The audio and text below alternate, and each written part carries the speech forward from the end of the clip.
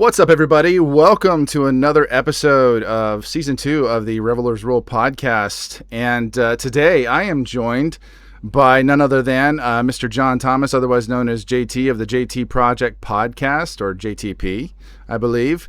And normally you can hear him talking with his good friend Mr. Rick on his podcast. And don't spill anything, John. Yeah, I'm not spilling my beer. No. But my non-alcoholic beer. For sure. But no, man, it's great to have you on the podcast. I'm glad you hit me up, shot me an email and stuff like that. It's really great to have you. So thanks for being here. Well, glad to be on here. Basically, I'm the one who's doing all the interviewing with local bands and all that. So this is like a first for me. I'm glad. I'm the one who's being interviewed. It's an honor, man. I'm glad I'm glad we kind of turned the tables on you just a little bit, but I think we're gonna have a good time here. But first, let's. Why don't you tell everybody what you're smoking? You just told me before we started, but why don't you tell everybody what you're smoking? It's the Perdomo. Is that how you say Perdomo 30th anniversary? I pulled up actually. It's chocolate. Into chocolate and cocoa and everything else known to me. This is like really, I smoke so many cigars, I don't even know what I smoke half the time. Yeah, I have to be pretty deliberate when I'm like smoking something, because I mean I post the stuff constantly. I mean that's really what my content mostly is cigars and talking about them and things like that. But yeah, I'm smoking the La Gloria Cubana Los Gloriosos. I actually just got this in my Smoke In Cigar of the Month box. Literally just arrived yesterday. So I have I was doing like cigars of the month and all that, and I'm like, I was like, I'm more of a Robusto guy.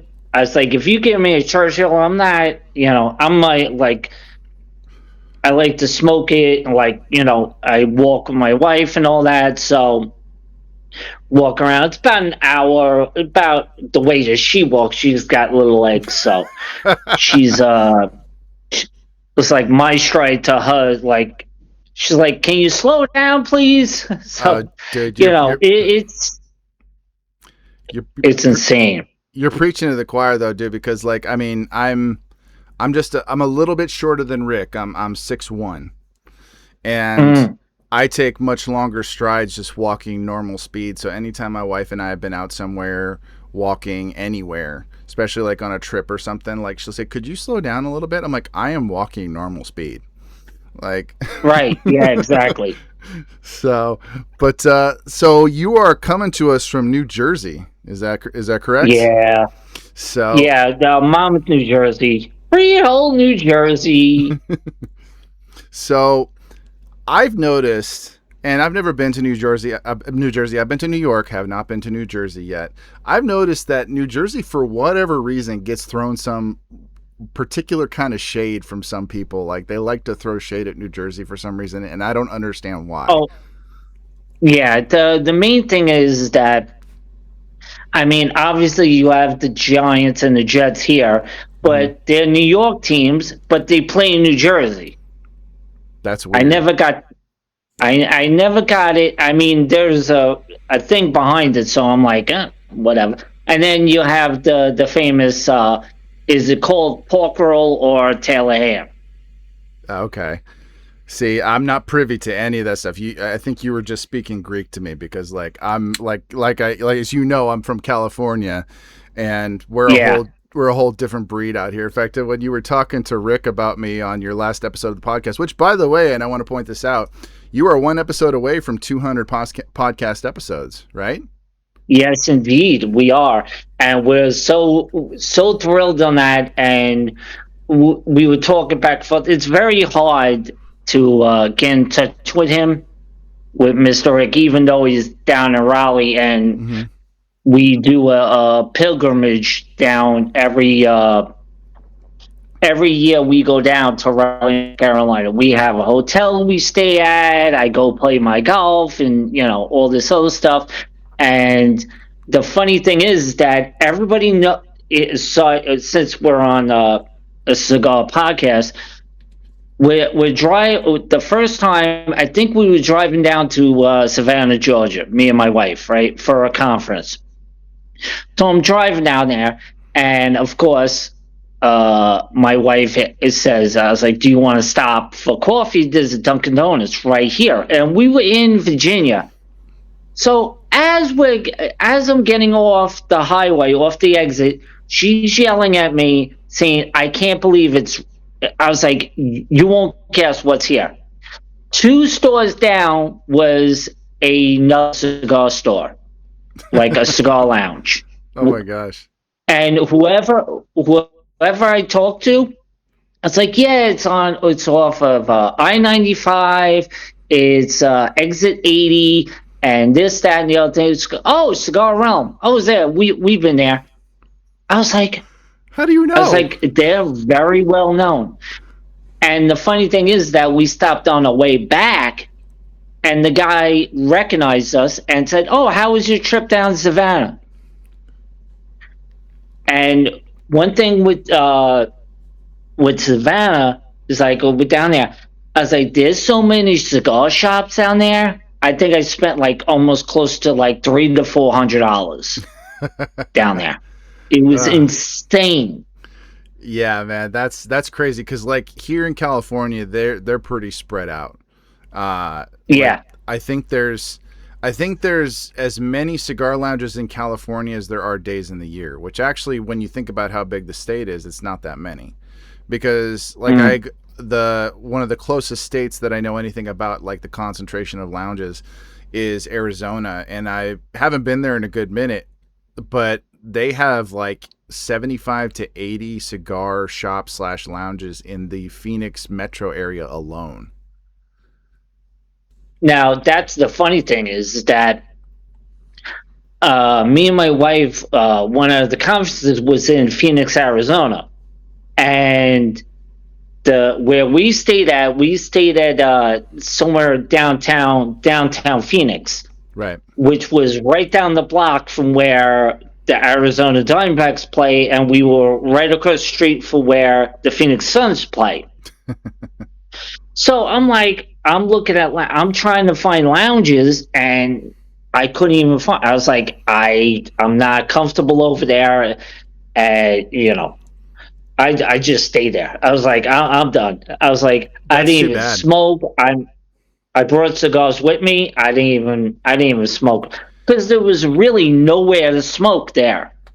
That's crazy because like the city itself, there really I don't know of too many cigar lounges, but like if you kind of venture out, you'll find it. Like there's Cigars Daily is out there. Tim Swanson's place is out there. Oh yeah. I've been there one time. Not the last trip I took, but the one prior. We got to hang out with him in his lounge, and I don't know if you remember who Brad Reith is. He did Zeal Cigars. God rest his soul. He passed away. Oh yeah. I'm trying to get his co-host, the other guy on the podcast. I just got to send out an email to him. Yeah. So I sadly never had the chance to meet him, but I had a bunch of friends who knew him pretty well. He was a really nice guy. But yeah, his place Zeal Cigars is out there. There's some really, really fancy, like swanky cigar lounges out there too that like are just ridiculous. I mean, some of them you have to be a member of, and some of them you can just walk in. But yeah, there's some really great places in Arizona, and you're never really at a shortage for them. Again, you have to kind of venture outside of the downtown area to kind of the outlying areas. But yeah, they're all over the place. Whereas here, you gotta drive a bit. Like the closest one to me is about 30 minutes away. Actually, mine's like 5 minutes away. Oh, nice. I mean, I can actually walk there. Oh, wouldn't that be nice? It's like I just walk right around I live in the development, so when you walk outside, you pass the guard gates and all that, and bang, it's right there. I was like, because my wife, her second job, she works over there. So basically, it's like you go out and it's the little shopping area. Mm-hmm. I mean, it's pretty good. You can get that place. You can do your food shopping there. You could do. I mean, Dunkin' Donuts is over there. Starbucks is over there. Like there's different pizza over there. You can get Chinese food. They have a little bit of everything, which is a good thing. See, there used to be a place in my town that was in like this big shopping center area that had like a movie theater, several restaurants, a bunch of different other businesses surrounding. There was like a main drag that you had to go all the way Mhm. down to the end, and across the street from the cigar place was like a barber shop, which I actually went there one time and got my hair cut, my beard trimmed. It's a great place, and so it had everything around it. There was even like a Trader Joe's and Ace Hardware and stuff. And Oh yeah, wow. Okay. the guy closed it up because he decided to move it to a bigger space, which is technically still in the same shopping center, a little bit further down, and he put it inside like a bigger area. The only problem is that he turned it into a membership only place where you're like Oh, okay. you're shelling out 3 to 6 grand a year, and like there's different rooms that offer different experiences, and you have to pay more to be able to go to each to be in any of the rooms at any given Really? time. Wow. Yeah, which I personally speaking, I don't feel like that's the greatest business model, because like not everybody can shell out that kind of money just to go smoke somewhere. They're already shelling out money Right. to pay for cigars, so it's just like I thought it was kind of nuts, but you know what? He's a businessman, and oh, my camera decided to get a mind of its own. No, It's got AI I still tracking. see it. No, it's got AI Oh, you tracking. got.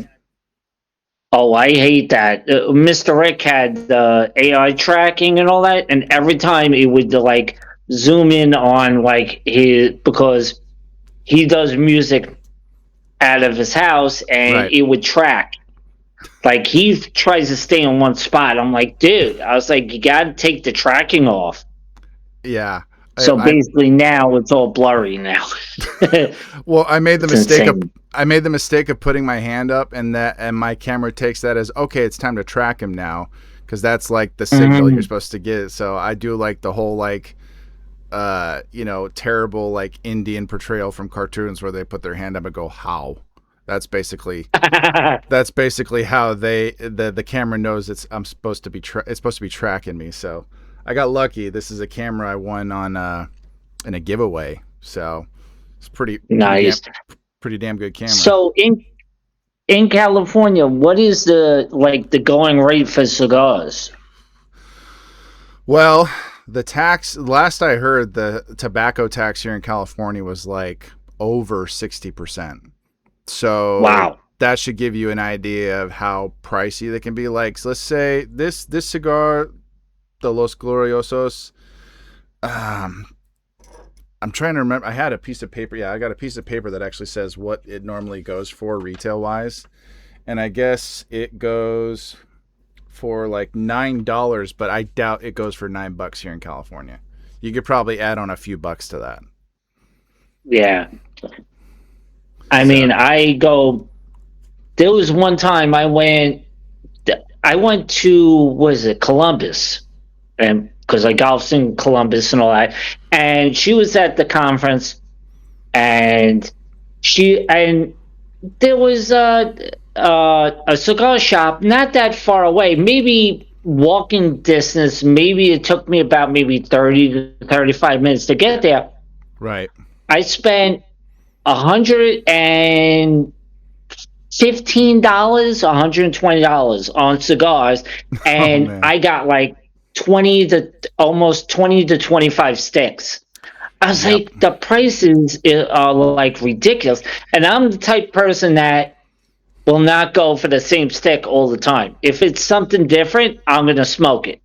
Mm-hmm. Like, I'm a big fan of AG Fernandez, My Father's, Yep. um, all these, maybe a couple of once a while, a Roma Craft once a while, and all that.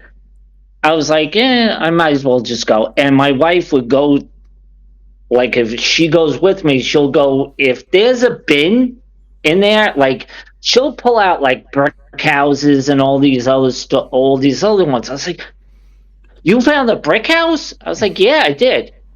And some cigars are like $8. I'll get an $8 cigar. I mean, there was one over here. I found the meat love, the red meat lovers. Oh yeah. Yeah, and I looked at the price. It was $20. I was like, I'm not spending $20 on a. I was like, I can't justify that. I can't justify it. If I can find a meat lovers one down south for a little bit cheaper, Yeah. is funny. But here's a funny one. When I went down to Virginia with my wife, Mm-hmm. and she goes, I'll buy 2 cigars and you buy the rest. I was like, okay. I didn't realize it. I picked out 2 Room 101s. One stick was $35 and one stick was $25. And guess who had to pay for that? You did. No, my wife did. Oh, she and did. I didn't even realize it. Oh no. And I was like, and she was like, "You gave me the two hardest stick. I mean, the most expensive sticks." And I looked at her. I was like, I didn't know when I looked at the prices. I was like, oh, but I spent, you know, I was like, would you spend like with the Year of the Rabbit? Like the Year of the Rabbit is like a $70 stick. Would you buy something like that? Are you asking me? No, I would not. I would not. I would try to Yeah, find like a box or a bargain, like something like that on a website where if I pay 75, I get anywhere from like 6 to 8 cigars. You know what I mean? So Wow. I like try to find something like that because like this cigar of the month club, like it has La Gloria Cubano, Rocky Patel, Drew Estate, Southern Draw, and the Trinidad, and it Ooh, says that okay. the total retail value, again I guarantee this is outside of California. The total retail Mm-hmm. value would be $63.65 for all 5 of those cigars. At least according to like the MSRP or whatever. And so it's just like, holy crap, man. I mean, that's a bargain, especially considering like how popular some of these brands are and stuff like that, because it's like Yeah. they pick some of the best like well-known as well as like boutique brands, and I'm huge when it comes to like smaller brands. I love smaller brands just because you never know what you're gonna get. You get some pretty good ones with some of the smaller brands, and they're So fantastic. yeah, that. I mean, I'm like, I'll go and smoke whatever. Like, my wife is with Color Streak, and she changes her nails like once a week at least. And she goes, she'll ask me, she goes, she'll, it's like me trying to choose a cigar. I could spend a half an hour in the humidor trying to figure out what cigar to smoke. Yep. And she's the same way when it comes to her nails. I was like, you should talk. You do the same thing I do.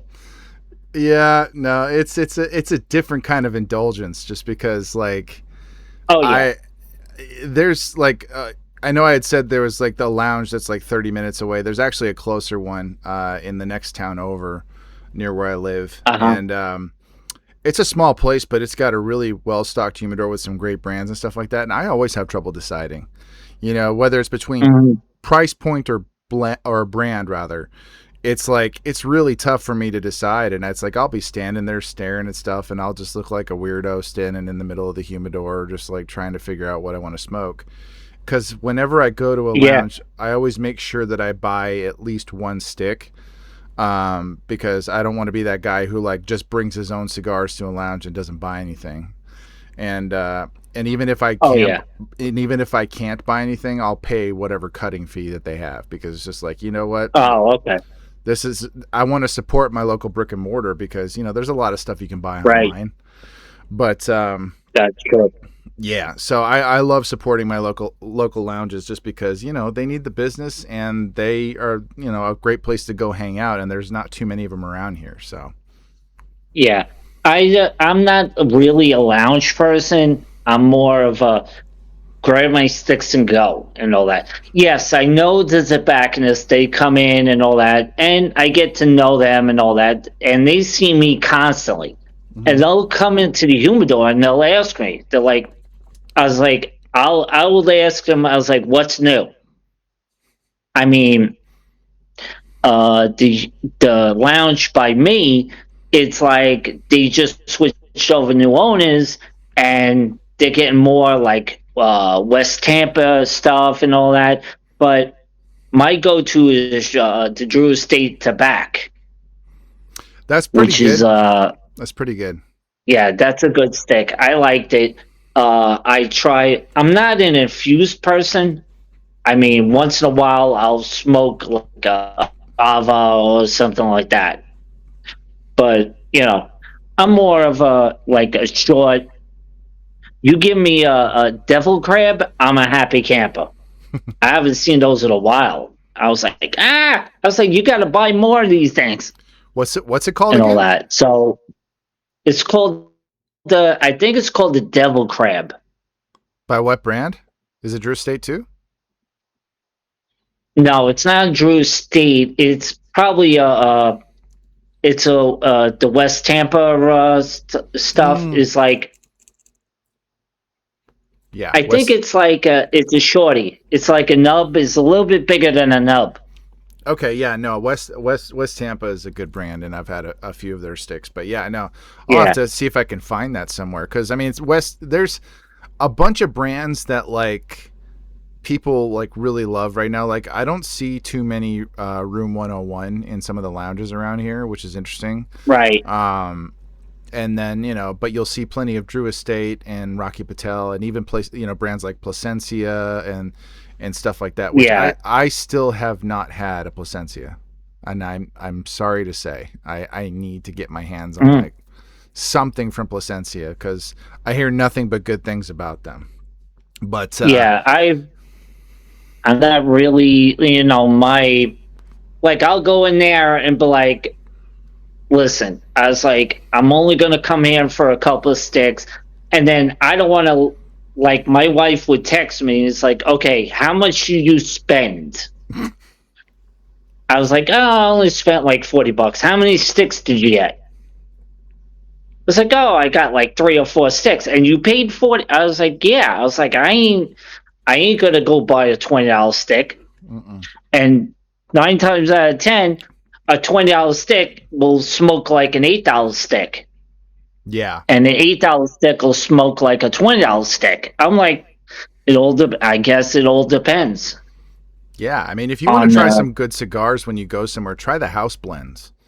Like if there's a yeah, place, get some house blends that are like no name, no brand. It's just the lounge that has them made, and they you can get those for super cheap. I mean, even here in California, you can get a stick like that for around $10 or less, and yeah, it smokes like any. I mean, it smokes fantastic. The flavor's good, and it's not shitty roll or anything like that where it like comes apart the moment you light it, which is funny because like I think about because I've actually gotten to smoke a number of Cubans over the last however many years, not too many, but mm-hmm, um Cubans suck, man.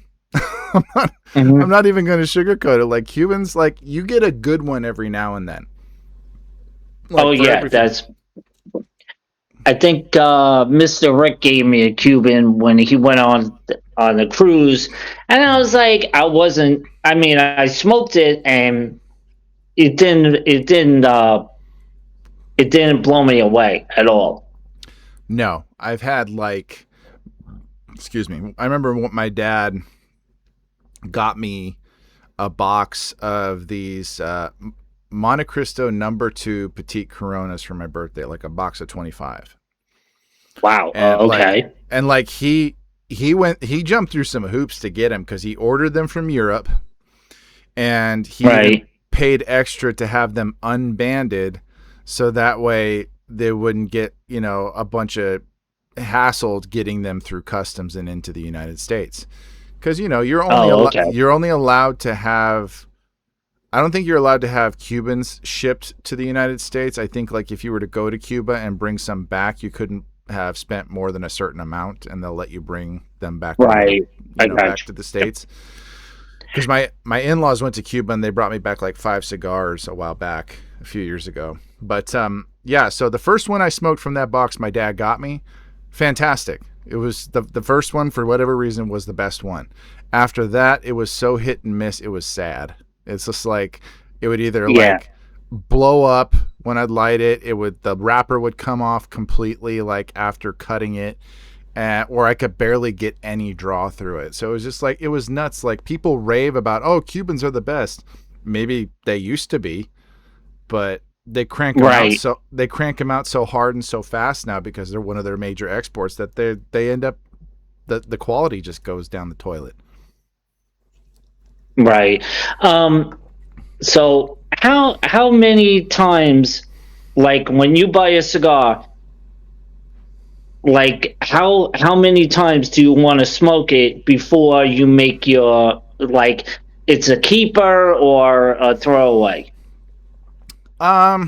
It doesn't take that long for me to realize that like maybe a certain cigar is just not one I'd ever smoke again. Right. Maybe like if I smoke it once and it was a bad experience, I'll think like maybe I'll revisit this again like further down the line and see if I like it. Right. Yeah.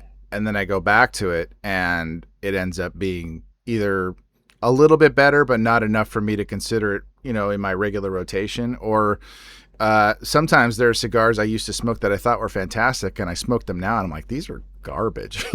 So, I don't slam So brands, but I try to be respectful because it's a business, and I don't want to make anybody yeah. like, I don't want to turn anybody's opinions or sour their experience. But I'll just like, for me personally, I won't like it, and but I'll never talk bad about it. Now I saw, because when we set up this interview and we're talking, I went on. I was like, "Oh, let me see something." And you had an interview with a person who I interviewed twice already on my regular podcast, and Beans, Leaves, and Greens. Kevin from Cigar Prop. Yep. And Kevin. I interviewed him twice, and he was amazing. He's got a podcast called, was it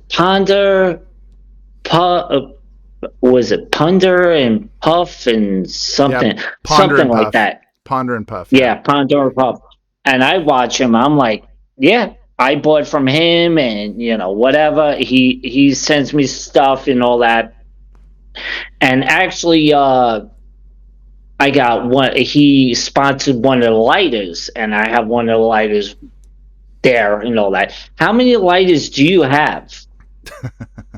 Out of curiosity. A lot, honestly, because for a period of time, like I bought obviously a number of my lighters, or they were gifted to me like on Christmas time. My dad gave me like this really nice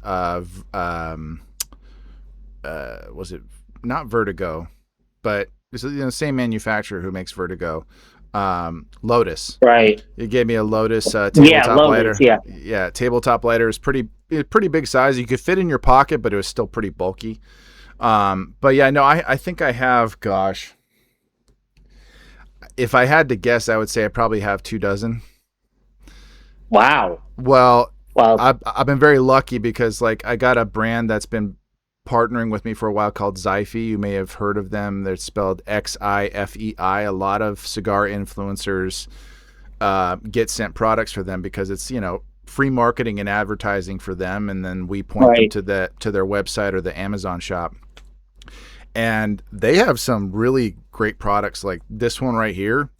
This is one of my favorite lighters. It's an electric lighter. You have to put butane in it, but you charge it and stuff like that. And they got a bunch of products that are like 3-in-1 lighters or 5-in-1 lighters, and they have multiple multiple tools and cutters. This one that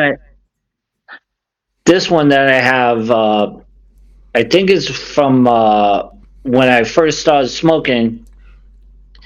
When I got back into smoking, I was like, this was like $17, and I've had it for about, I don't know, 15 years or something like that. It's Yeah. like it it hasn't, and it holds a lot of butane Mm-hmm.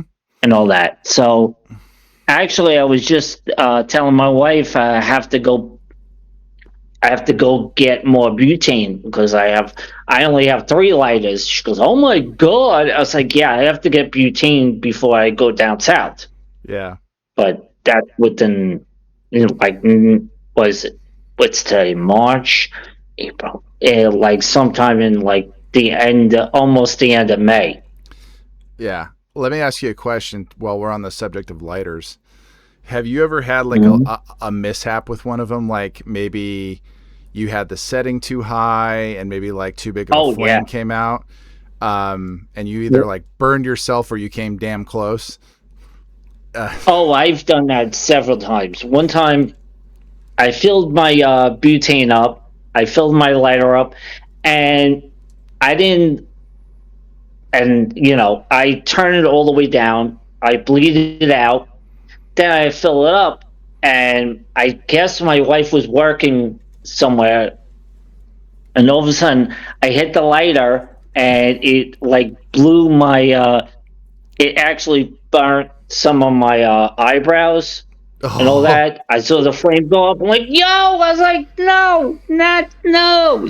And my wife comes running out. She's like, what's the matter? I was like, I just burned myself. She says, I was like, are you okay? I was like, yeah. I was like, you're a dumbass. you want to know what Yeah. happened to me? I remember I was at my very first cigar convention back in, it was like early 2023, and I went to TPE in Vegas. It was my first time Oh, there. okay. And I'm just kind of waltzing around. I just got there and I'm kind of looking for some of my friends and people that I knew were going to be there. And I had brought some of my own cigars with me. And, this was before I started talking to vendors and networking and stuff. And I got out a cigar.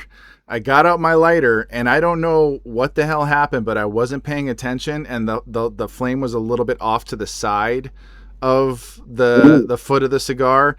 I literally lit right. lit this part of my beard up. Like I singed my beard right here. And I was like terrified that I just lit my face on fire. And for like a few days, it just you could kind of tell something had happened. Thankfully, it wasn't super noticeable, but like Right. I was flipping out on the inside, and I tried not to make a scene. But I'm like, oh shit, I just somehow lit my fucking beard on fire. I was like, wow, way to go, dude. Hopefully nobody saw that. Nobody saw that. No, there's times that, like, when I light a cigar or I cut the cigar and all of a sudden it starts to unravel. She could be working in the other room and I could be cursing up a storm. She goes, "What's the matter?" I was like, "It's starting to unravel, god damn it." Or she goes, I was like, she's getting there. I'm teaching her the lingo and all that, so all the lingos and all that of cigars and all that, which is fine. Yeah. Well, be grateful your wife like is okay to be around you when you smoke or after you smoke, because my wife absolutely hates the smell and can't stand to be around me after I've either been in here or I went to a Oh, lounge or something like that. that's like Mr. Rick, because I'll bring cigars down and I'll give him a cigar, and she will not kiss him, will not, especially when he has a cigar and all Mm-hmm. that. Yep. So he's not like me where I'll smoke like before work, I'll light one up beforehand, or like I'll buy a bundle like from JNR. I'll buy like the factory smokes, Yeah. and I'll just keep them in my humidor, and I'll smoke one like before I leave for work or something like that. It's not a bad and not bad. So, how many cigars would you smoke in it? What is the average like in a day that you would smoke? It actually goes up and down because like I only work part-time, and so like I'm usually Right. responsible for taking my kids to and from school, and if I'm lucky, I'll get to smoke a couple in a day. I don't smoke as often as I'd like. I get in here and I might smoke like a cigar or two in one day, and then I might not smoke again for the next couple of days, depending on how my schedule is. Right, I gotcha. So it's up and down. And on top of that, like I still have a quite a few of them, but my selection's kind of dwindling just a little bit. I got some cigars coming from a couple of buddies of mine, but yeah, I've been pretty fortunate in that. Like I have, not only the collaboration with Smoke Inn, they send me a Cigar of the Month Club box every month, and I just advertise for, I plug the box and I give people a code to get a free lighter and cutter from their first order and stuff, which is fantastic. They've been really good to me. I've been partnered with them for almost a year now. Nice. Yeah, so I get 5 sticks. Sometimes I've tried a couple of them, but for the most part, all of them are cigars I never get to smoke or I've never tried. So it's a fantastic thing. And I actually have Kevin to thank for that, because he's the one who put me in touch with Abe from Smoke Inn, and they decided to, partner with me and stuff like that. Even though I'm a smaller creator in the cigar world and my videos don't get like thousands of views, but they're like, yeah, you know what? We'll go ahead and start with the 6 month, and we'll go from there. Yeah. And even after that, they decided, yeah, you know what, we'll still keep sending them to you. So they've been fantastic with me. But yeah, if I were to smoke like anywhere from 1 to 2 cigars a day, I'd probably run out pretty damn fast. Wow. So because my wife is like, you need more cigars? I was like, yeah, please. Like my son is like, I'll just give you a gift certificate for coffee or cigars. I'll give you a gift certificate and you can use it what you want. Yep. I'm like the easiest person in the world. Or get me a golf club. I'll be happy. Actually, tell you the truth, I just went, the weather's getting warm over here, where I took out I have 2 sets of golf clubs right now. And I'm like going through each bag to see what I need and all that. So I have a spare bag, and then I have my everyday use bag. Yeah. Which is fine. I just can't wait to get out on the course. Yeah, I don't smoke. Yeah, well, I see people like smoke cigars while they're on the course, and I'm like, I don't know. Maybe I would forget it. Seriously. Oh, really? Like I have to find because if you smoke on the course, I was like, you'll put it down, and then before you know it, you forgot it on the last hole, or you keep it in the cart or something like that, and you totally forget about it. They have like a bunch of accessories for that sort of thing, so you don't forget it. Like I've seen ones where there's a clip you can attach to your bag, your caddy or whatever. Oh yeah, and it holds your cigar for you while you're doing your stuff. Yeah. Oh yeah, there's ones that clip onto the cart and to your golf cart and whatever else. I was like, whatever. Yeah, well, I don't golf, so it's no never mind to me. I can't even hack it at the driving range, dude. Like I'll try to hit a ball. Oh, I was horrible. Yeah. I was horrible. When I started, I didn't even have a lesson in my life, and besides listening to podcasts, I listened to golf podcasts and all that, and I'll follow, and I grew up playing baseball, so basically my swing is right there, and I'm fortunate enough that I have a golf course in my community. Mm-hmm. I mean, it's only a 3-hole. It's 9 holes, par threes and all that. And they're like, you got good swings, but you're playing like baseball, and you keep your irons, you're like swinging like a baseball bat. Yeah. I was like, you have to stop. You have to keep it at one point. And I was like, and you can see it. And the funny thing is that my driver, I'll slice the crap out of, But and then with my irons, I'll wind up hooking the crap out of it. I haven't broke a window yet. Came That's close good. to it, but I haven't broke a window yet. That's good.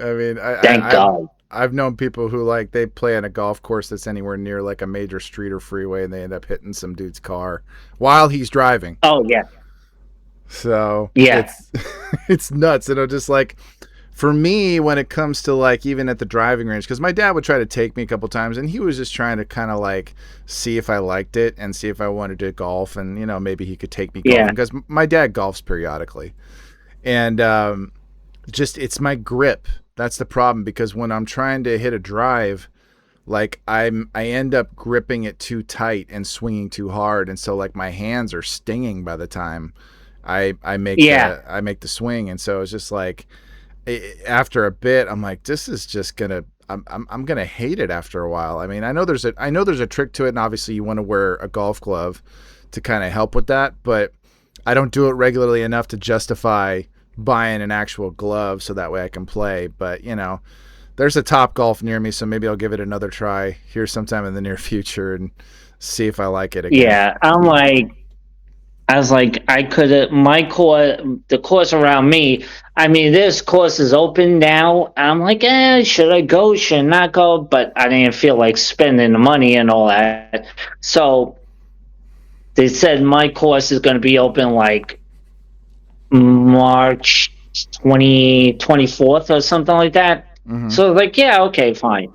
I was like, I mean, I have people to play with and all that. So actually, tell you the truth, just recently, like early in the morning, I had a Verizon guy come in here, and it took him like 5 minutes to put the thing together, but it took him, me and him talked for about a half an hour just on golf. I was Yeah, like, no. wow. I was like, he's got to get to his next appointment. And that's why they say they're going to be there in between like a 6 hour block. Hmm. Because either shit happens or they end up having a conversation with a customer that lasts longer than just a few minutes. Oh yeah, So I could talk somebody's ear. I used to work in I'll pool talk. service. Oh, all right. And while like there were people who like would get pissy because you didn't like, there was one or two people, thankfully it was a rarity, they get pissy if you don't show up by a certain time. They keep asking like, well, what time will you be here? It's like, when I get there. Hmm. I got other pools to clean, and I got other things to take care of, and they don't always take the same Oh amount of yeah. time. And yeah, it was just it's just funny how pissy people will get because you're not working on their fucking timetable. But yeah, it's just one of those things where you got to just you get there when you get there, and it's not going to be something that's going to be an exact time. And the couple people actually dropped us because of that. Oh wow. Yeah, they're like, well, if you I can't hear me at a certain understand that. time. Yeah, that's what it. Oh, we'll be here between. We'll get there between 8 and 9. I was like, okay, that's. So I'm expecting you anytime between 8 and 9. I'm going to be Yeah, ready and all that. So right. yeah, I can understand that. That's for sure. All that. So like what? Like forget about it. I mean, what is the most cigars you ever had in like inventory wise, like 100, 200 cigars or something like that? Probably a couple hundred at any given time, like and that's not always a regular thing because um, one of the really wonderful things about um, doing what I do is that I've been able to connect with some really great brands and people, and people are very kind, and they will send you product and stuff to try and review and talk Mhm. about and things like that. So the majority of the cigars that I have were gifted to me, and it's a really like it's one of those things where I try not to take it for granted because it could be gone tomorrow. Like tomorrow I could have everybody saying like, yeah, we can't send you anything anymore, so we appreciate you, and that's it. It's like it's one of those things that I know it's not a given. So But the times like in between, like whether or not a brand sent me some of their product, or if I maybe went to like a convention or an event, Hmm. I would say yeah, roughly like a couple hundred cigars at any one time. It, right now I probably got. Hmm, I, I don't even think I have like 100 cigars in my possession. I could be wrong, but I've never taken the time to count them. But I got like a small standing humidor back here that holds. It says it holds Right. like 100 cigars, but it really doesn't. And then I Right. got one of those like kind of like a tall, like it looks like a refrigerator. One of those humidors that Oh, like a cooler door. yeah. So Yeah, I got one of a those. a brand called King Chi. They sent this to me a while back to review, and so I got probably maybe like 2 or 3 dozen in there, maybe more. And then like right behind my laptop over here, I got like a small tabletop humidor that has Hmm. maybe like 20. So Ah, I'm not like rolling in it, but I still got a lot. And so I just try to kind of take my time smoking them. And, whenever I get a chance to come in here, whether I'm shooting content or I'm just want to come in here and chill, because it's not just a studio. right. It's also my little man cave, and come in here and Ah. hang out when, I get some free time to myself. Like over here's a TV and I'll just chill and watch movies and stuff and smoke Yeah. when everybody's gone to bed. But yeah, no, it ebbs and flows. I just try to remember that it's not a given. I try not to take it for granted. I try to buy cigars whenever I can, but like I said, in California, they're like crazy expensive, Oh and yeah, it's dumb. It's ridiculous, and because I'll go over to Nevada or Arizona, and they'll be like yeah, half their the price. prices are, yeah. Because I'll see a cigar, like the same cigar here, and then it'll be like half the price somewhere else. Right. Like Olivia and those something. Like Olivia, was it called Olivia DeV Yeah. or five, or I guess. Yeah. You got it They're right the first like time. they're like I saw over here. They're like they go for like $12, $13 or something like that. But I saw, like I said, in Columbus, I saw the same cigar. It was like $6. I Hmm. was like, okay. I was like, I'll buy that. Shit, I'll take that. No problem. I did the same thing in Arizona when I was there. This is a few years ago, but Right. I'm going from lounge to lounge and just kind of checking places out when I was in between seeing friends, and I went to check out a couple lounges on my own. And like McAuliffe, the brand McAuliffe. Oh yeah, yeah. They That's another brand I'll buy. Yeah, they're fantastic. I've had a few of their cigars, and the first time I ever tried a McAuliffe, because you can't really find them out here in California. It was Hmm. at this lounge in Arizona, and like it was like a McAuliffe Nicaraguan, and it was only like $9. Like I'll go to different places and I'll look. There's times that I will go. Me and my wife, we went like when we were in Columbus. There was a cigar place down there, Hmm. and we took a walk in there. I walked right out because I was like, first of all, it didn't have the feel of a cigar place. Second of all, it was hot as hell out in there. I was like, no. I was like, even usually I'll buy a stick. I didn't even buy a stick. Rare and few times I will go in there and find something that I don't like, Mm. or like, just buy one. She goes, you don't have to buy one if you don't need to. And I'm Right, looking at the prices. I'm like, no. I was like, I didn't have that feel for it. right. Yeah, one of the things that will make me walk out of a cigar place, whether it's a lounge or just a shop, is if I walk in the humidor and I see a nice thin layer of like that white fuzz on any number of cigars. Like, Oh no, that's a no go for me. yeah, exactly. Like, and even if, like, let's say it's only half the humidor has that and the other half is pristine, I'm probably still going to walk out because that's just Yeah, gross. That's gross. That shows poor maintenance, or you're over humidifying your humidor and your cigars are molding. And I know some people like were try to say that, like, what's it called when they say there's like that thin layer of like the white fuzz that, like, that if you dust it off, that means like the cigar is going to be really good. I've never been brave enough to test that theory because I can't remember what they called it. Like, there's a special name for it that, like, people right. would say that, like, yeah, oh, that actually means that's good. You know, you want to, if you can dust it off, it's still good. Whereas if it's like kind of the more green or brownish, like kind of mold or whatever, like, don't touch it. I'm like, I'm not touching it either way. That's just Yeah, exactly. that's gross. Now, if it's like on one little spot and I can kind of dust it off, all right, fine, whatever, you know. But Yeah, if a cigar is covered in it, forget about it. I'm not doing it. I'm not no. touching it at all. So, I would say that would be a no go just by looking at the cigar.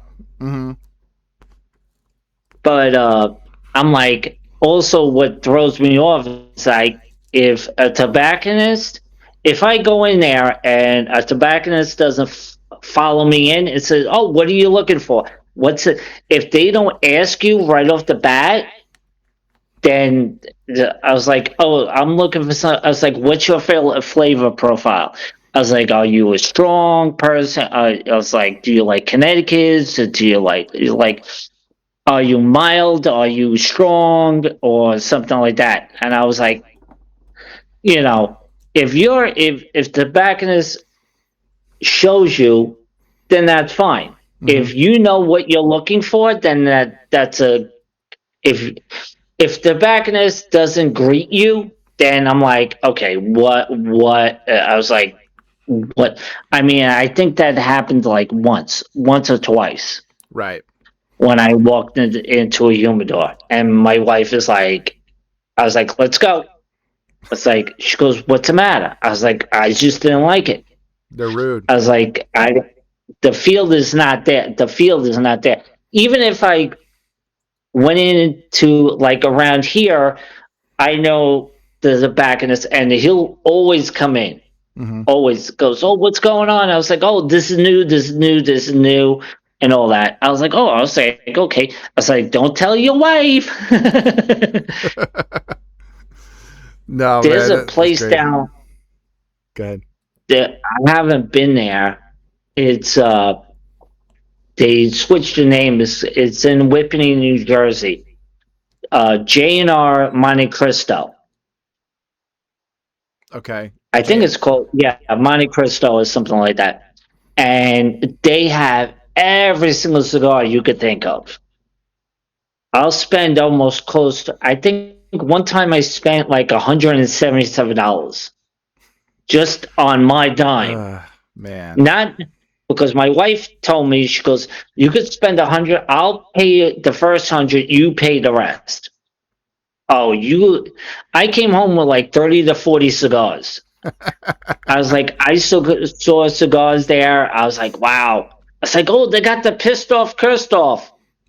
They have all these things, and like she knows automatically that I won't smoke a Davidoff because they're too expensive. They're like Colombians. They're like Cubans. They're like ridiculous. Yeah, I've Have only you smoked ever one. smoked a Davidoff? Smoked one, and the only reason why I smoked one was because a friend gave it to me. Yeah, that okay. If you gift me that, I'll smoke it. I don't, Hmm. I'm not paying like $30 to $40 for a cigar. First of all, I can't. I won't spend that type of money, and if I did, my wife would kill me. I would say that right off the bat. Yep.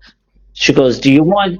She always threatens me. If I annoy her, she goes, "I'll destroy every single cigar you have." I was like, "Yeah."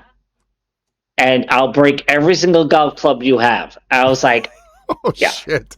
Not I even was my like, wife does that. yeah. She does that. I mean, she's not. she knows that she's kidding. Yeah. I know that she's kidding. I was like, you don't have the strength to do that. But if she touches my coffee collection, my coffee mugs, we got a problem. Yeah, I remember when I was So, listening to one of the episodes. You're big on coffee.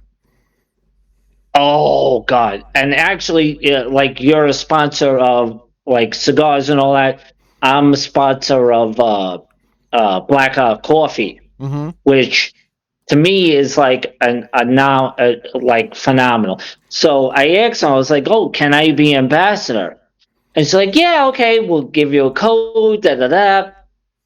So I've been drinking that, and with the coffee mugs, I don't know if you heard on how many mugs I have. I didn't hear how many, but I I know have you like collect them. I collect them, and it's I'm up to 81 coffee mugs, Jesus, that is a lot. and yeah, I thought it was up to like 100 or close to it, but wherever we travel, like when me and my wife go traveling, every state I get a coffee mug. Mm-hmm. So everywhere where I went and whatever, and she has like one little spot for her coffee mugs, and I have like the whole entire kitchen filled with coffee mugs. And on top of that, now I'm collecting golf balls. So wherever I play, I buy one of their golf balls. Yep, So it's for the my rules. birthday that just passed in February, I Mm-hmm. got a. She bought me like a little like case where I could put my. We finally got it up, and I put all my golf balls in there, Mm-hmm. which is kind of cool. Another collection. Yeah, I don't have that many. I do collect coffee mugs. I really do. I have a bunch of different ones. Like this one right here actually is one of my favorites. I actually, what's it? Steve Saka. Yeah.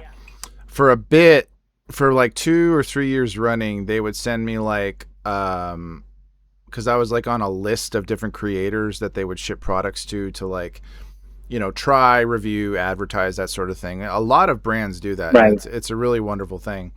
One of the ones I got, they sent me this, and it's just this beautiful ceramic mug. It's one of my favorites. Now they say it's machine washable, but I've never been willing to. Right. I've never been willing to test that because there were times like I remember Oh, when I. my wife would hand wash all my mugs, even if Yeah, they say dishwasher safe. She'll she'll hand wash it first, right. and then once in a while and all that. So I was like, nah, I don't think so. And I was like, I went to Baltimore. I didn't play Baltimore. I have a Baltimore uh, mug. And the funny thing is that I don't know if you're a sports fan. I was Not like, really. what? Not really. Yeah, So I grew up playing baseball and right. all that. So that's my pastime, whatever it is. I mean, I see football, basketball. I haven't watched a basketball game in about 2 years. Okay. Not even the WNBA. So I'm like baseball and hockey are my go-to sports, really. Mm-hmm. And my son's like, I can't follow the hockey puck. I was like, just watch the guy who has, you know, when the guy has the puck, just focus on them and all Right. that. One time they had the I think Fox, they had the glow puck, and you could follow the puck and all that. I was like, oh, that's annoying. I Yeah, hate that for real. shit. That'd be distracting for me. Yeah, that.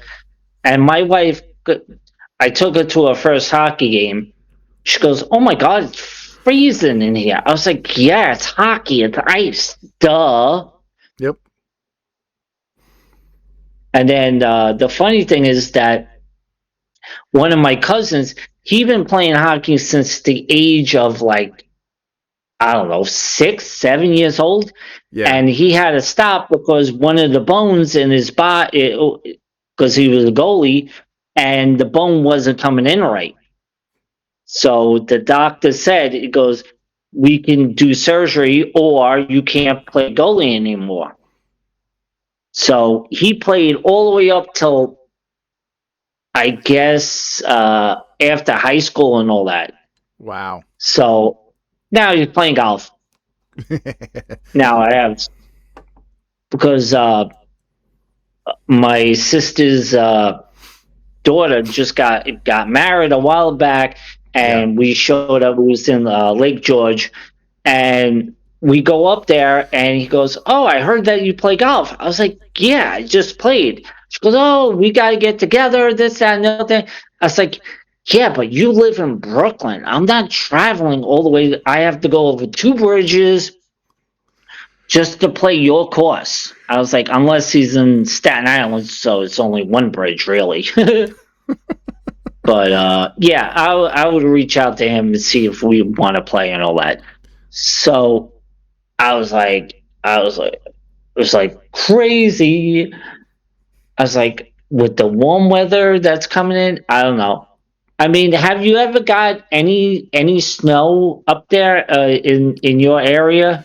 Like, how It cold does it get? I know you're on the left coast, but Yeah, no, we like if there's any snow, it typically is in Northern California, like more up towards like the northern seaboard and stuff like that, like up towards right, Oregon okay, and stuff like that. Now, I live in a valley, like where my city and a number of other neighboring cities are located, because we got like a big mountain range just north, and it's oh, uh it's okay, it's called Mount Baldy. And there's also, like, if you go a little bit further, I think it's east, there's like the Arrowhead Mountains. And but they do get snow during some of the, like, quote, colder months, because they're, right.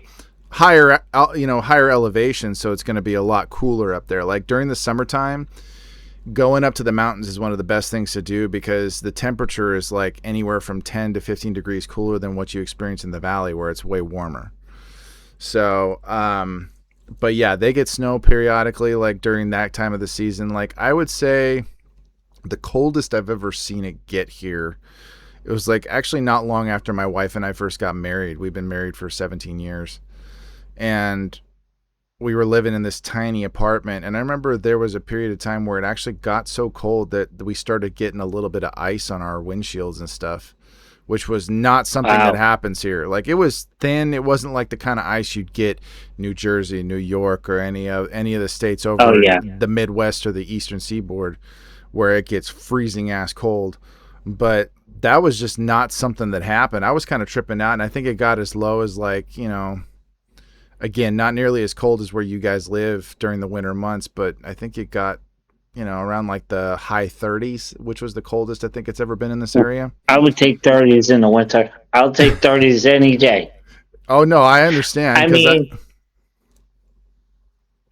mean, up here, just recently, we've been blessed, knock on wood, that we've got, like, I wouldn't say mild winters. Yes, you have your cold spells and all that, but we got hit hard.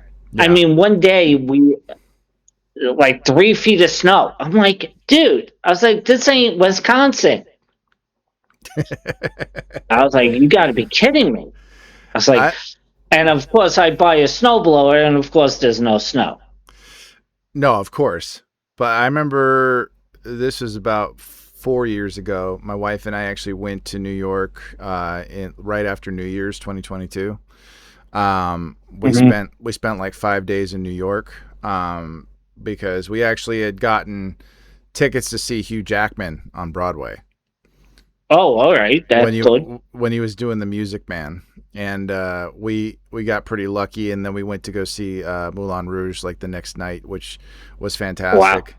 And what's funny is that both of the the lead actors in both of those plays. They were both in the Les Miserables movie, Hugh Jackman and Aaron Tveit. So we got to see Oh wow. two actors from that movie put in two different Broadway shows, and it was fantastic. But we got lucky in the sense that because, you know, we don't see snow, we don't experience it really at all. And when we were out there, it actually did snow. So we got to see, that like overnight, it just came in, not like a cold front or anything like that, but it just kind of came in overnight, a bit of a flurry. And we go outside the next day, the trees, the ground, everything's covered in snow. So we got to that's. experience it. It was fun. I mean, I don't mind that. I mean, I come from a long line of custodians, Hmm. so shoveling is in our blood, basically. My Yeah. wife is like, and I got snow removal people here, and I'm impatient when it comes to shoveling. I'll shovel like everybody. Right. It's like we'll give you the maintenance fee, we'll give you the HOA fees. Right. It's like, I'm tired of looking at this shit. Hmm.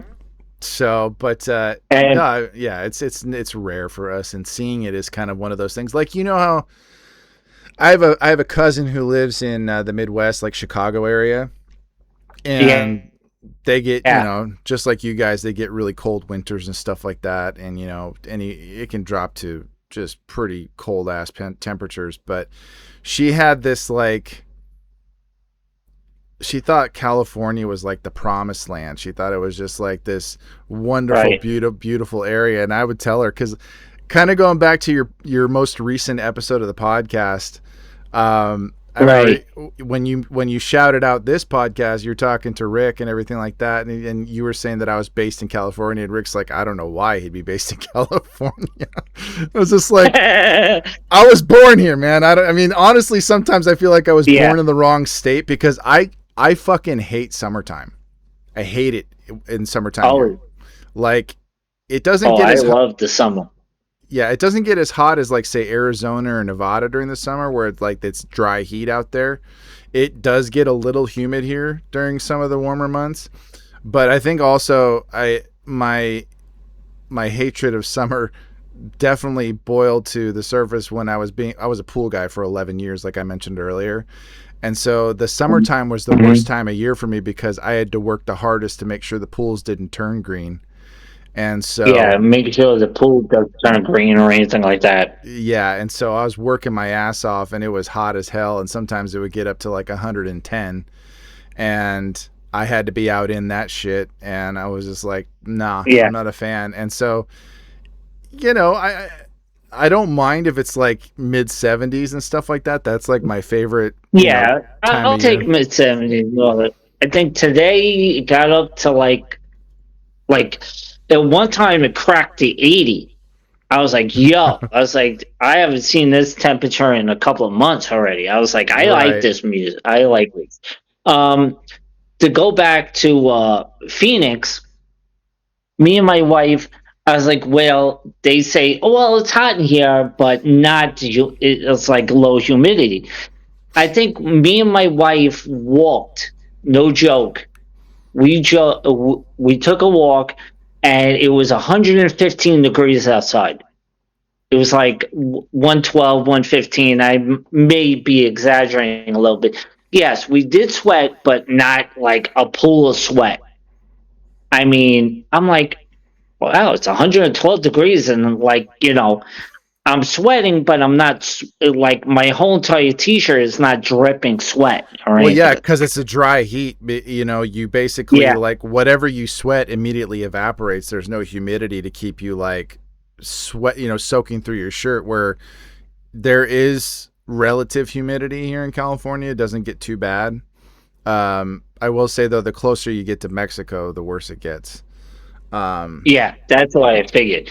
I mean, when we went down to Virginia, we went down to Williamsburg, Virginia, and I was playing there. And my wife, we were playing like 9 holes on like a PGA golf course, nice. and we're driving, and there was a bathroom. She was sweating wherever there was a crease. She had sweat. She had it all over the place. I'm like, oh well, this is what you pay for, basically, and all that. So, I'm big on golf and all that. I was like, we want to go in May. We were thinking about, oh, we'll go to the Disney World or whatever. We'll go play one of their courses out there. I was like, my wife's like, oh, I've been to Disney World. I was like, honey, I was like, you're only there for a weekend. I was like, it don't count. It'd be like the fourth or fifth time that I've been to Florida and all that. Yeah. But I was like, you know what?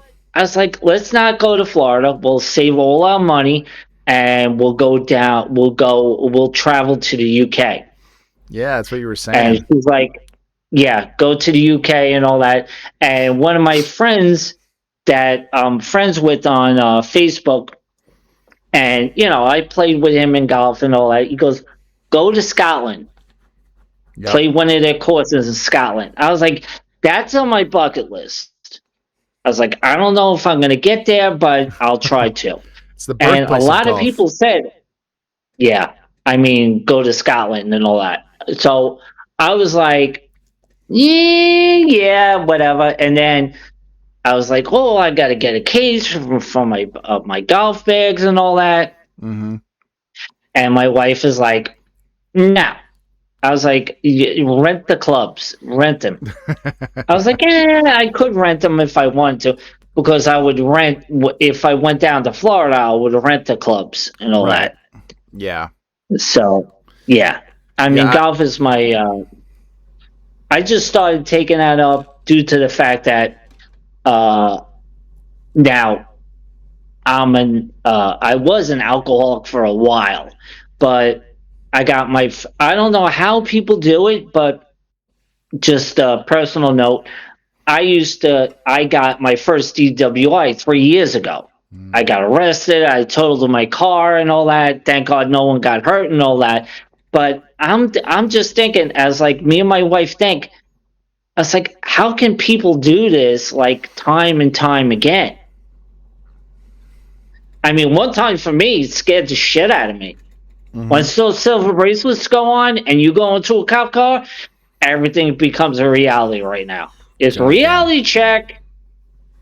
Yeah, And for my sure. wife is like, and of course, she's like, I didn't want to say anything and this, that, and that, because she knew what was going on. I was like, why didn't you say anything? Oh, I know how you could get. You could get, get nasty, this, that, and the other thing, and get, oh, I don't have a problem, this, that, that. I was like, hello? What? So you just want me in a hospital or in a casket, basically. But when that was impact, my airbag went off. I was like, I'm dead. Oh I'm man. dead. Thank God nothing happened. Right. Thank God no one got hurt or anything like that. And the funny thing is that they still suspended my license, but I blew under the legal limit. That's well, yeah. There was just a combination of like shitty circumstances because, like, even though you weren't over the legal limit, you did get in a car accident. So Yeah, they got me for reckless endangerment or reckless driving or some shit like that. I was like, yeah, yeah, okay, I'll take the lesser charge. I was like, I'll take that. I don't care, whatever. yeah. So now I joke around with people that is like, oh, I'm going for my triple double. I'm going for the most points ever. My wife is like, you make jokes out of everything. I was like, you have to. It's a If coping you get mechanism. serious about if you're always serious about everything, I was like, when I saw my mother for like she passed away, and it was a military ceremony and all that, and I went to the first time I ever saw the gravesite. Of course, I'm bawling my eyes out, and all of a sudden Right. I'm making jokes, and my wife is like, "You just take this, you just find the lightest thing you can find, and all that." My brother did that. Oh, I remember St. Patrick's Day 2023, I think it was, or No, 2022. Hmm. My dad's brother, my uncle, he passed away from cancer, and the thing was, we hadn't Right. he hadn't really been around for the better part of 20 years or so. He lived up in Right. Northern California, and he kind of kept his distance because, um, God bless him, but he was worried we'd judge him because he was a closeted man, and so Right. he was terrified that we would not, we'd reject him or we'd judge him, and we thankfully we got to tell him, like, you could have told us and we would have loved you the same. We would have never been, Right. and so he found out he had cancer. My dad moved him down to Southern California to basically spend his last days with family and be cared for in that way. And the thing is, the year prior to that, my grandma, his and my dad's mom passed away. She was in her 80s, and my uncle didn't come down for the funeral, just again for similar reasons. He was just, it was fear. Right. And so he passed away on St. Patrick's Day, 2022. And me and my brother went over to my dad's house to be with him and kind of, surround him, just because he passed away in my dad's house. And so we had to All right. call the proper people to have him, taken away and stuff like that, which was a whole different kind of thing and traumatizing in its own way. But my brother, after they took our uncle, he kind of just sitting there quietly, and he starts laughing. And Right. I'm like, what's funny? And he's like, I literally just had a vision of Uncle Brian, going to heaven and being with Grandma, and then saying to Grandma, "Hey, Mom, I'm sorry I missed your funeral." And my grandma, and this is totally something she'd say. It's like, that's okay. I'm gonna miss yours. I see that. Oh, it was Wow, great. this podcast took a turn. It did, but at the same time, it was just like, you got to find the humor in, like, because I mean, we're facing, Yeah, without getting any deeper than just this statement, we're in crazy times, and you have to find the funny. You have to you find got the to funny. find a funny and all that. Otherwise, you can't Like deal with it the now, now I know. Are you a coffee person? Like Oh when yeah, you wake up in the morning. every day. Now, when you wake up, does anybody talk to you until your first cup of coffee? Um, yes and no. It's like it's short little statements. Like, I'll get up, I'll let the dog out of my room, and she'll go downstairs, and I'll just yell downstairs. I'm like, "Hey, Theo, my oldest." I'm like, "Can you let Penny out?" And he's like, "Yeah." And then I get downstairs and, like, short, "Good morning, good morning," and then I start making my coffee. I'm not the kind of person who, like, I tell everyone, fuck off until I've had my coffee. But Right. I'm definitely in a mood, and, like, what I try to do is make sure that I have my coffee brewed and my first cup poured before I start taking my oldest to school, because it's just one of those Right. things where, like, even though I know it's going to take a bit for it to actually get into my system, I need to have Right. coffee on my lips, so that way I feel like I'm actually a functioning adult. So, Because my wife would tell me, she goes, you get up in the morning, you have your 2 cups of coffee, and you sit at the computer and you start researching bands and all that. I was like, yeah, that's my MO. That's what I do. yeah, It's like going into the podcast, I'm like always looking like I'll scour the bands find me. yeah, I'm totally surprised. that's cool And though. I'm like, oh, I like this band. I like the. Now I had 2 bands over, I guess, like the past couple of weeks of California bands. I'm like, oh, okay. And then UK bands and all these other bands. I just find things that are good and all that. And of course, I have the one that my other podcast that I do with Mr. Rick. Uh, we just shoot the shit and whatever else. I was like, Yeah, yeah, well, you know, we'll just take care of that, whatever. Because he's a because I found him because we had a. I was friends with somebody else in Michigan, Yeah. and we had unrestricted radio. I was like, they had an interview with this band Splinter Reality, which Mr. Rick is part of. And I was like, I have an interview. I was like, when I'm done with my interview, I'll hop on and whatever. As soon as I hopped on, Stacy, who's the head of it, she goes, JT's there. Okay, the interview's over. He'll take over from here. And basically, I almost took over the podcast. I was like, I didn't want to do that, but you know, Okay. I'm just throwing out questions left and right and whatever. And I was like, okay, this could be something and all that. And one thing led to another. I Hmm. had him on my podcast, and one thing led to another, and we started TFP. So That's we've been awesome. doing that for about what, 4 years, 5 years. We started actually during COVID, Oh, gosh, 2020. so many things got started during COVID. I swear to God, Yeah. I support like there's like two or three cigar brands that I support and that they've supported me that literally got started during the pandemic. Wow. Like they were Okay. because they had like they were cigar enthusiasts just like me, and then they were kind of just sitting around saying like, hey, maybe we should, and then there's like Apostate, which I don't know if you've heard of Apostate Cigars. They're based out of Utah. It's two guys, Brandon and Kendrick, two really great guys. Brandon's a really good friend of mine, and I don't get to see as much of Kendrick as I'd like because he doesn't always travel with Brandon. But they're really good. Then there's Founder Cigars, and that's a veteran-owned brand and stuff like that. That started during the Right. pandemic.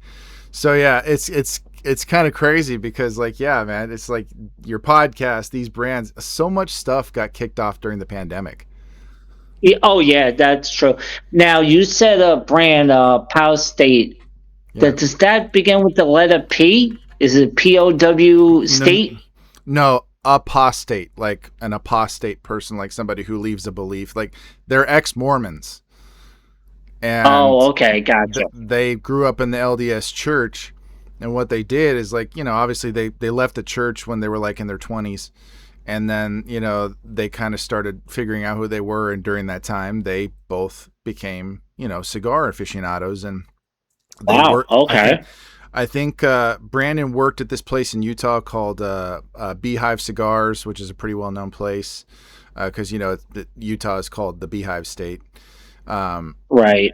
and so they called it apostate because technically that's what they are. They left the LDS church, and they use like Mormon symbolism and stuff like that for their cigars as kind of like a way to like bridge the gap in between then and now where they're at now. It's just like, but it's crazy because people recognize it and they're like, why do you have Mormon symbols on your cigars? And then he kind of explains it, and it's just like it's Right. a really cool story, and the bands and the artwork for all of their stuff is fantastic. I'll have to point you in Brandon's direction so you can Right.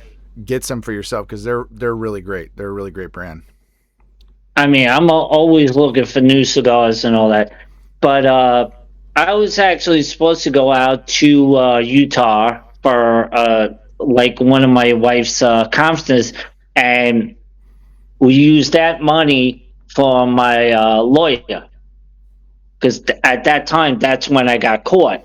That's when I Mm, got my DWI. So she goes, I know you're gonna say no, but I was like, hear me out. I was like, we'll take the money and we'll use it towards the lawyer. I mean, for her to say that, of course, I got misty eyed and whatever. I was like, wow.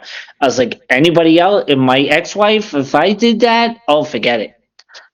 Divorce on the thing and all that. I mean, she was a little bit funny, and she actually asked me. She goes, do you want me to say anything? I was like, no. Until everything is all settled and done, and I go see the judge, and the judge does her sentence and whatever else, and whatever I get, then you can say it.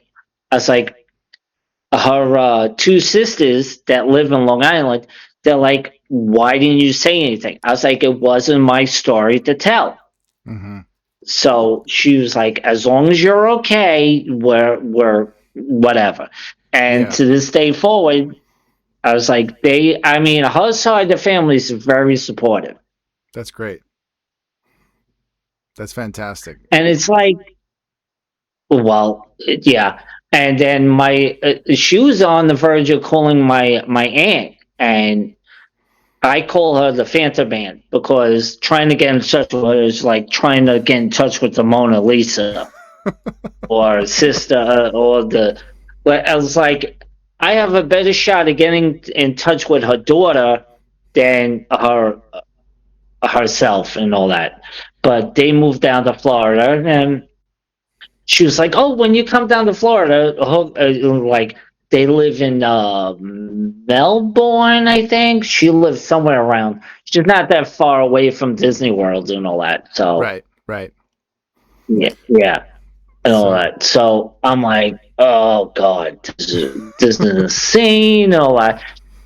No, but this is like totally new for me because you flipped the script and I was like, okay. And then my wife is like, now who's interviewing who? I was like, Kyle is interviewing me. She goes, that's not right. That's not what you're doing. That's not in your wheelhouse. I was like, no, it's not.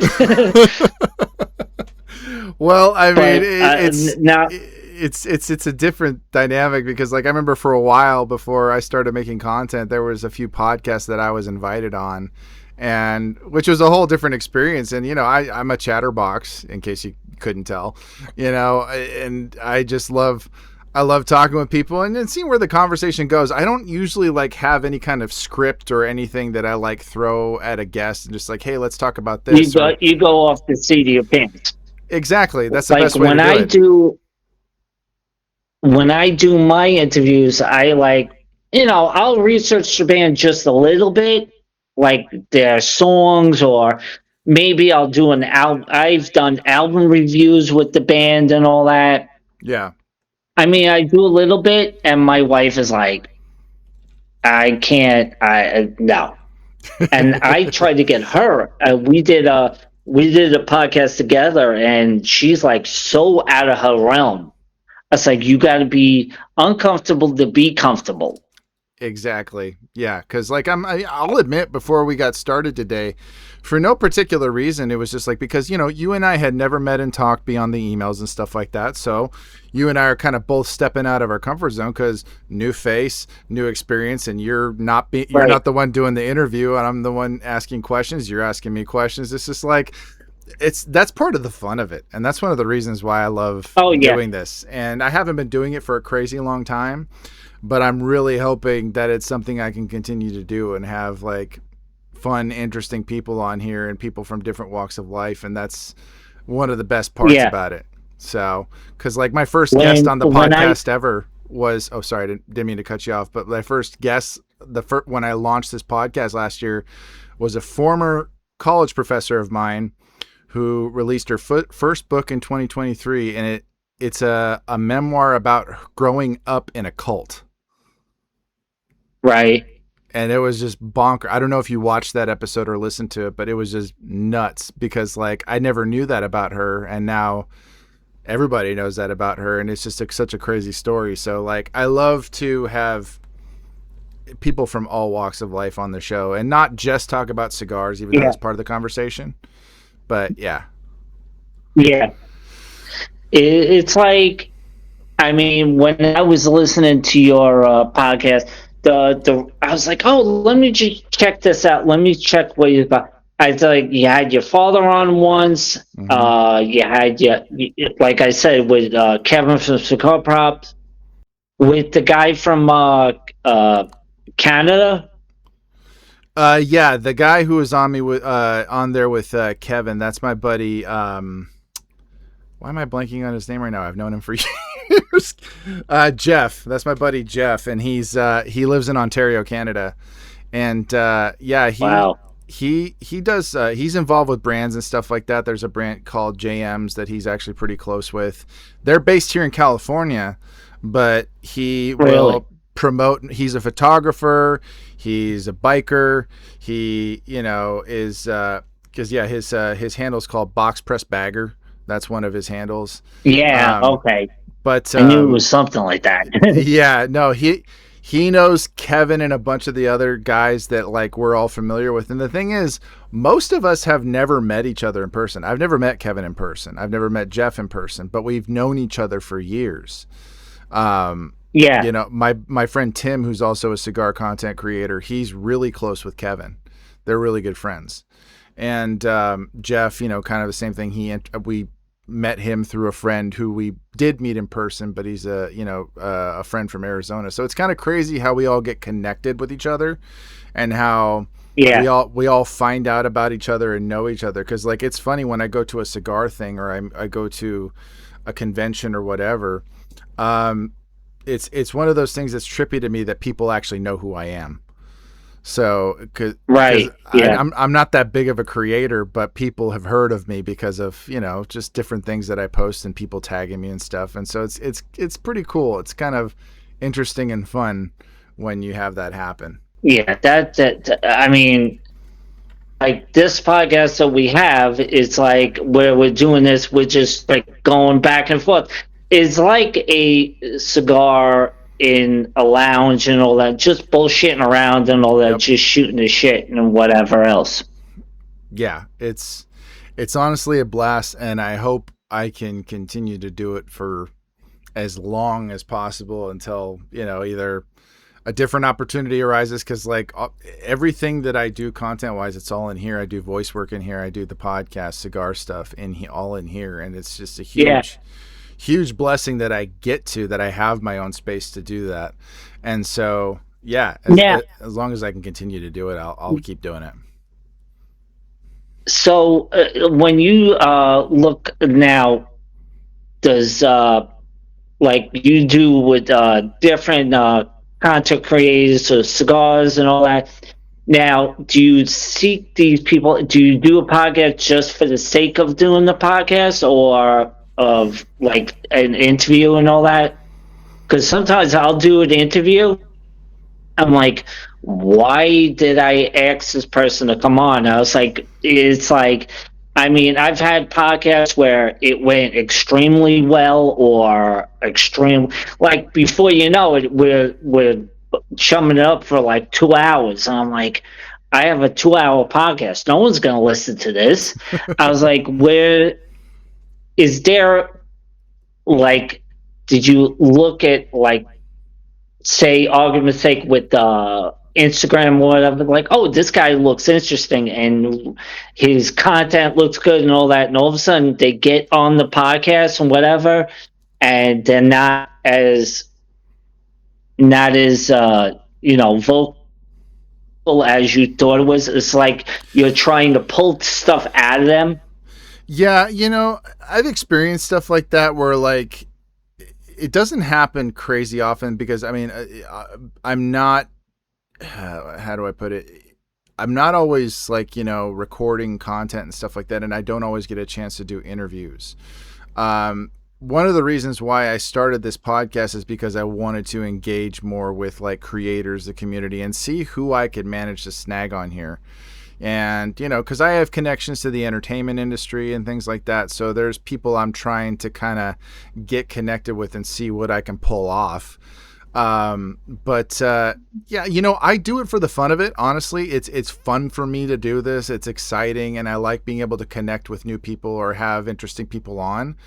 And while I obviously would rather do episodes in person, that's not always possible. So, you know, it's Right. better when you have a couple people having a conversation. Because I tried to do a podcast a while back where it was just me, and it was boring as fuck, because I got tired of Oh hearing. yeah, that's yeah.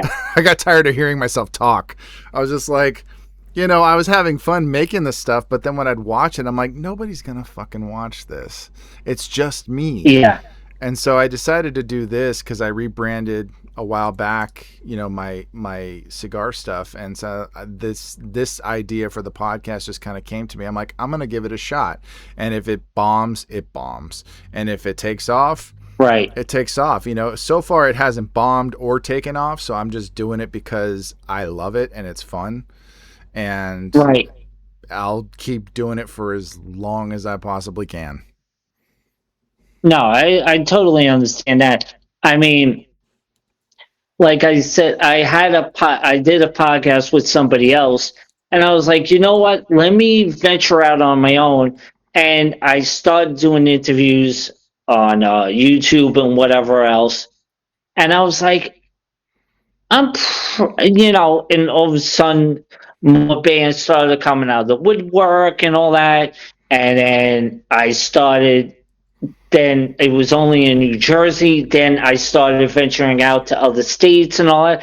I had a band. The weirdest band I ever had was in, like, I'll reach out to promoters. I was like, what kind of bands can you give me? Like, they'll list a whole bunch of bands and all that. I was like, oh wow, okay. There's a band in New Jersey. Actually, they're getting really they're with Pavement Records called Rahway. I Hmm. was like, they just played Rainbow and the Viper Room Oh wow. out here. And I was like, wow. I was like, that's cool. And then I had another band in Wisconsin called the Olmis, and they've traveled. That's all they do. They travel, and they play a whole bunch of shows and all that. Of course, when they came to my area, I didn't have time to go see them. I was like, Right. God damn. But yeah, I was like, if I see a band and I like the band and they can get me to listen to one or more songs, I was like, oh, this band, I'm more likely to shoot another like interviews out. Like, have you shot interviews out, I mean, like, requests out to people and they don't get back to you right away? Or how many times do you send a request out and then if they don't get back to you, like, just, like, throw it away?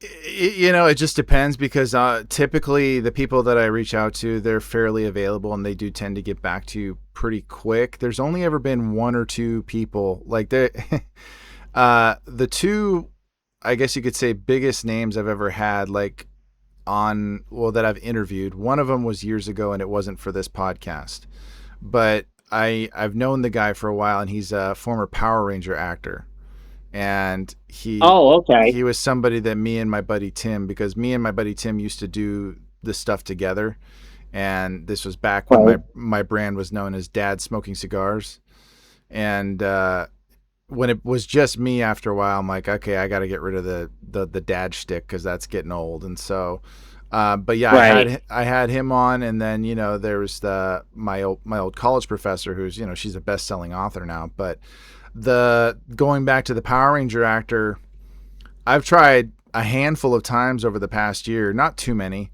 to try and get his availability, because I remember I haven't seen him in a few years, like in person, Mhm. and he said he'd be down to do another cigar thing because it had been a while, and I was like, okay, man, I'll be in touch. And then when I try to reach out to him, it's you know it can take forever to get even one little response. And I remember I tried to hit him up the end of last year, or end of 2024, begin end of last year or something like that, and he said, yeah, just hit me up around Christmas time, and I did, and I never heard a thing. And it was just like, Right. okay, well, maybe somewhere down the line I'll see if I can get another message to him and give it a shot, because I haven't, like, given up on the thought of having him on the show. I would love to have him on the show, but Right. it's one of those things where I'll reach out two or three times, and if I don't hear back, I'm like, all right, well, either they don't want to talk to me, or they don't want to get involved again, or I'll just revisit this later. So it's not too bad in terms of, like, communication, but it can be hard, just because if there's somebody you really want to have on Yeah. the show and their availability is just, like, all over the place, then you kind of just have to move on and see if there's somebody else you can get on the Yeah. podcast. So at bookings, when you're doing your own booking, it can be a pain in the ass. Right. So Well, they asked me, like, if someone gets back to me, it's like, oh, what's your availability? And I would tell them, and they're like, well, we could do it there. That's why I try to do it on a Tuesday, because I'm off on Tuesday and I'm off during the weekends. So I was like, if you want to do it on Sunday, that's fine. If you want to do it on Tuesday, it's fine. I mean, it's only me and my wife here. I was like, yeah, my kid stays with my ex and whatever. It's not. She'll be on the couch or whatever, and she'll say some quirky remarks like she always does and all that. But yeah, it's like with me, it's like 2 or 3 times. If I don't hear back from you, if you get back to me, you get back to me. right. I mean, but I'm not stopping. I'm going to keep researching bands and whatever else. I mean, and it's hard because I do more than one podcast. I have JT Project, I have TFP, and now I have Beans, Leaves, and Greens. Obviously, you can make the assumption on that I got you. those names. Yeah. So I have that one, and that one's like hit or miss. I had Kevin on. I was like, I keep that. That's my favorite one, but not really. I mean, I've had interviews on that one, and I tried to do one with my wife. That didn't go according to plan. I tried to do something else. That didn't work. So I always come up. I mean, I'm not getting any younger, obviously. You and me both. Yeah. So So I was like, I might as well just keep it up and see where, just stay the through. Like my wife says, I was like, don't put yourself too thin, because you're going to put yourself too thin, and then all of a sudden you're going to lose your hair. Like I have enough hair as is. But, it's like, don't put yourself too thin. I was like, I could see you how I was like, my wife asks me, she goes, oh, what do you got today? I was like, oh, I got a podcast. I got a podcast. I got a podcast. She goes, Jesus Christ. I was like, when do you stop? And then I have to upload the podcast and everything else. I started a Patreon with Mr. Rick. Hopefully that takes off. So, yeah, I just like experiment everything. yep. Then, That's all different things. Like I have merch, I have I got to figure out what's going to hit, what's not going to hit. and really that's all you can do. Honestly, that's just you just try everything, see what sticks, experiment, and make whatever works. You stick with that and you roll with that. So but yeah, Yes. you got to try not to spread yourself too thin. Well, Oh, John, I am getting a text from the wife. And that means it's about oh. dinner time. So I got to get inside and help with that. But it's been a blast having you on the show, man. Thank you so much for being on the That podcast is, with me. I really appreciate it, man. well, this was kind of different. Like you're asking me questions. I'm like, wow. I was like, how the tables are turned. Well, if you ever feel comfortable coming back on, I would love to maybe have you on with Rick, and we could all have fun talking together. I think that would be an experience Oh, for sure. he. I don't know if you ever heard Mr. Rick do he's a good voice actor too. Oh well, then we'll get along famously. Yeah, he does voices and all that. I was like, if you listen to any of the podcasts, it's like insane. I heard But him. I heard some of yeah, his stuff, but he's good. I like it. He's a funny guy, and he's yeah, entertaining to listen to. But yeah, yeah, yeah. whether you come on here or I jump on your guys' podcast, I'd be happy either way. Oh yeah, it's just trying to get him to do things. I mean, I do it early in the morning with him because Mm-hmm. he's usually off on Wednesdays. Yeah. So we try to do it before I go to work. But it's like we used to do it on Tuesday nights, and it was like insane, or Monday nights or something like that. I'm like, we can't do this. This is like, I mean, you have to get up early in the morning. I have to get up early in the morning. It's like not good. I was like, but it's a little bit better Oh, right now. So yeah, we'll I'll figure. definitely keep you in mind. I appreciate that, I man. mean, Well, go ahead. you got my number, I got your email and whatever else. I was like, we can, that number is good on, text me and whatever if you have something that you want to jump on. I was like, you can Absolutely. come on, TFP or even, Beans, Leaves, and Greens, and we could talk more about coffee and cigars. Sounds good to me, man. We'll make it work. Well, thank you again for jumping on, JT. I really appreciate it. So, JT, I ask all my guests this, so I got to ask you, who rules? Basically, I'm going to I'm going to get brownie points. Maybe I'll get lucky tonight. My wife. Okay, that's not the answer, but we'll take it. Yeah, there you go. No, Now, but go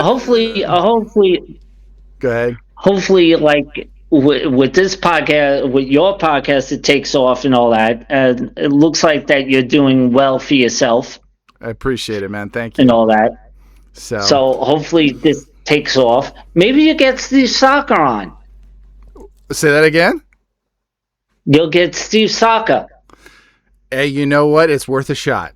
So, Worth a shot. You could probably. Oh, how about Tim from Cigars Daily? you know what? I've been meaning to hit him up, so maybe I'll do that too. But until then, thanks for being on the show, JT, and we'll see you guys in the next one. All right. See ya. Bye bye. Sweet Pea, come get him. Come get me, Sweet Pea. I am done.